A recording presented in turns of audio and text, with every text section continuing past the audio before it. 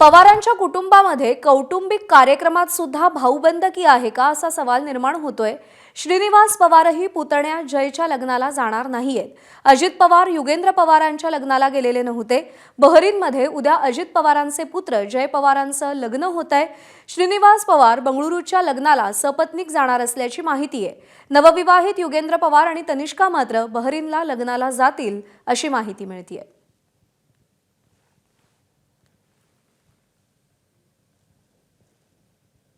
अजित पवारांचे भाऊ मात्र बहरीनला लग्नाला जाणार नाहीये, त्यामुळे पवारांच्या कुटुंबात कौटुंबिक कार्यक्रमात सुद्धा भाऊबंदकी आहे का असा सवाल उपस्थित होतोय।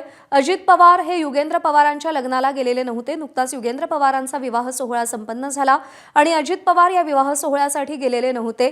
युगेंद्र पवार हे बारामती विधानसभा मतदारसंघातून अजित पवार यांच्या विरोधात लढलेले होते। लोकसभा निवडणुकीमध्ये सुद्धा पवार विरुद्ध पवार अशी लढत पाहायला मिळाली, कारण सुनेत्रा पवार विरुद्ध सुप्रिया सुळे अशी लढत झाली आणि विधानसभेमध्ये सुद्धा तेच चित्र होतं। आणि त्यानंतर आता राजकीय वर्तुळातली ही भाऊबंदकी कौटुंबिक कार्यक्रमात सुद्धा दिसतेय का असा सवाल निमित्तानं उपस्थित होतोय, कारण का युगेंद्र पवारांच्या विवाह सोहळ्याला जाणं अजित पवारांनी टाळलेलं होतं आणि आता अजित पवारांचे बंधू श्रीनिवास पवार हे जय पवारांच्या लग्नाला बहरीनला जाणार नाहीयेत अशी माहिती मिळतेय।